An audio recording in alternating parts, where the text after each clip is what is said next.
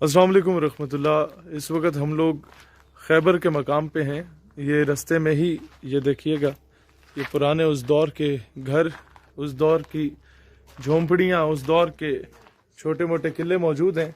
लेकिन असल किला जो कि हज़रत अली करम अल्लाह वजुल करीम ने फ़तह किया था, उसकी तरफ अभी हम रवाना है। थोड़ा सा यहाँ से आगे है, के साथ खजूरों के बागात भी हैं और आपको ये दिखाएंगे कि किला कितना ऊंचा है और मुसलमानों की फौजें किस तरीके से वहां तक पहुंची थीं। ऊपर से तीर बरसाए जा रहे थे, ऊपर से क्या कुछ किया जा रहा था। और स्ट्रेटेजिक पॉइंट ऑफ व्यू से जो लोग इसको स्टडी करते हैं, स्ट्रेटेजिक स्टडीज को जानते हैं, वो बेहतर अंडरस्टैंड कर पाएंगे कि किस तरीके से एक फौज जो कि ऊपर खड़ी है और चंगी भली ऊपर खड़ी है, उसको किस तरीके से काउंटर किया, उसको किस तरीके से उसके जो है हमले का जवाब दिया और किस तरीके से वहां तक पहुंचे। उस दरवाजे को उखाड़ के फेंका हज़रत अली करम अल्लाह वजुल करीम ने, और कैसे वो सारा किला फतह किया। ये चीज़ आई डोंट नो मौरिख ने किस तरह लिखी होगी, लेकिन वहां जाके आपको दिखाते हैं। ये आप देखें यहाँ से कितनी बुलंदी पर ये किला मौजूद है। ये आस पास के मनाजिर हैं जहाँ से हम अभी जाएंगे वहाँ पर।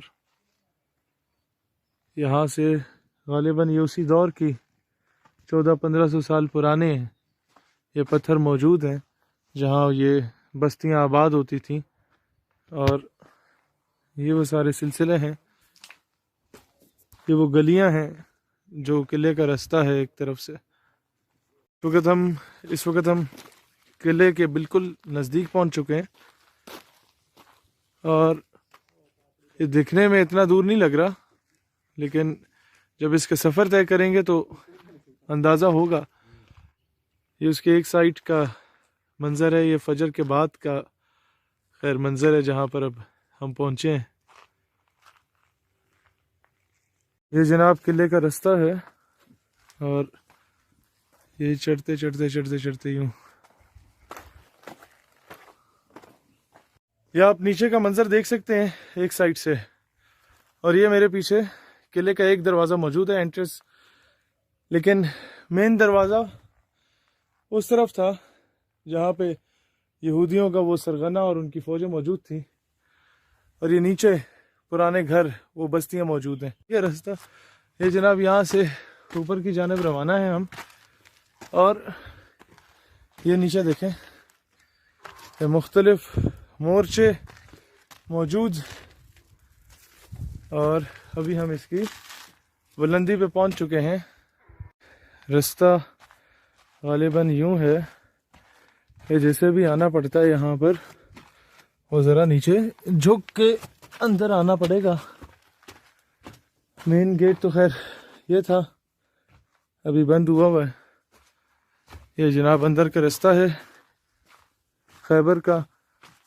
ये चारों तरफ इसके मोर्चे बने हुए हैं और उस दौर की लकड़ी देखिए इतनी ज़बरदस्त कि 1400-1500 साल के बाद भी मौजूद है। ना दीमक का असर पड़ा, और अभी भी हम आए तो रास्ते में बारिश हुई भी थी, ना बारिश का असर पड़ा। ये यहाँ से अंदर के मनाजिर दिखाते हैं। ये देखिए जनाब, काफ़ी बड़ा हॉल है। और यहाँ से आपको दिखाते हैं जनाब बैक साइड से जो रास्ता है, ये मोर्चे के अंदर से देखिएगा ज़रा। ये सुभान अल्लाह, ये सारा वो खजूरों का बाग है जो किले खैबर के नीचे से है। और आप ये देखें बुलंदी, आगे आपको लेके चलते हैं गालिबन यहीं के अंदर से जाके। ये जनाब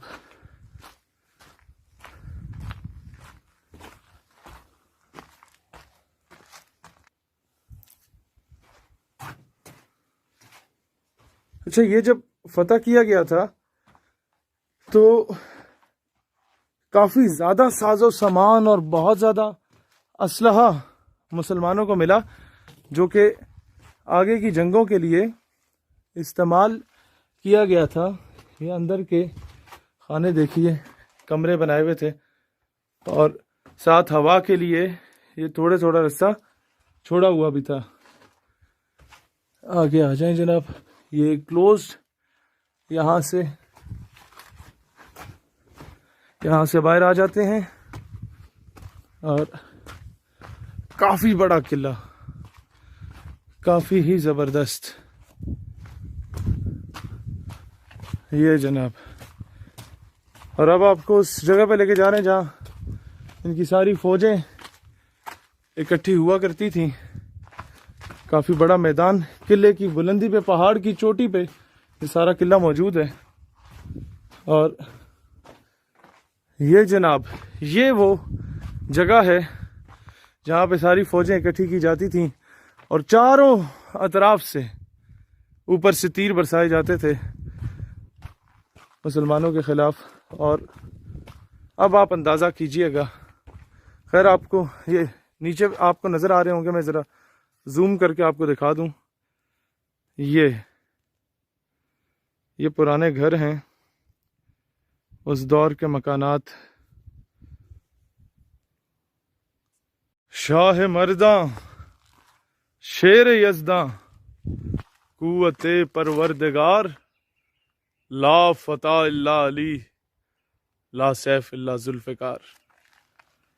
آپ اندازہ کریں اس بلندی سے، یہاں سے جب فائر کیے جاتے ہوں گے، وہ تیر برسائے جاتے ہوں گے اتنی بلندی سے وہ نیچے چوٹی تک، تو آپ یو کین ویل امیجن کہ کس طریقے سے مسلمانوں نے اسے کاؤنٹر کیا ہوگا اور کیسے وہ فوجیں چڑھی ہوں گی اپنی جان کی بازی پر، اپنی جان کو ہتھیلی پہ لے کے، جان کی پرواہ کیے بغیر. تبھی ویسے نہیں کہا جاتا کہ شاہ مرداں شیر یزداں قوت پروردگار.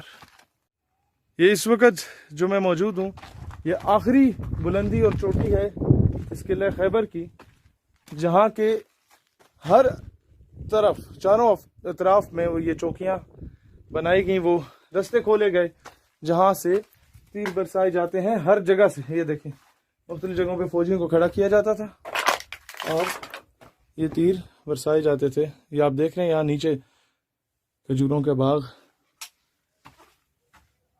چنگی بھلی بلندی پہ ہے. تو میں عرض کر رہا تھا کہ جو یہاں سے ساز و سامان اکٹھا ہوا وہ آگے کئی جنگوں پہ استعمال کیا گیا، اور اس کے کچھ عرصے کے بعد فتح مکہ ہوا، فتح خیبر کے بعد، اور اس میں کافی زیادہ ساز و سامان یہ والا اس نے ہیلپ آؤٹ کیا مسلمانوں کو. اور ابھی یہاں سے سامنے کا منظر دیکھیے. یہ دیکھیے جناب، یہ یہاں کی چوٹی ہے جہاں سے سارا ان کا میدان بھی نظر آئے گا، یہ قلعہ خیبر پورا اینڈ تک. یہ دیکھیے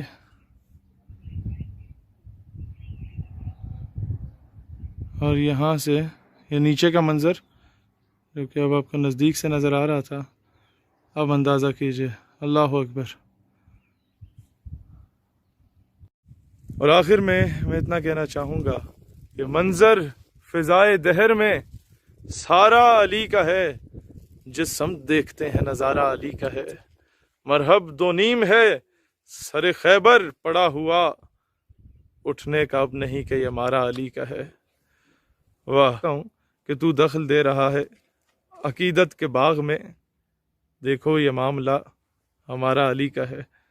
اور اینڈ پہ وطن عزیز پاکستان کے لیے، اے ارض پاک تجھ کو مبارک کہ تیرے پاس پرچم نبی کا، چاند ستارہ علی کا ہے. جو پرچم جس کی نسبت گنبد خضرا شریف سے ہے، میں سمجھتا ہوں اس پرچم کا دشمن ہمارا دشمن ہے.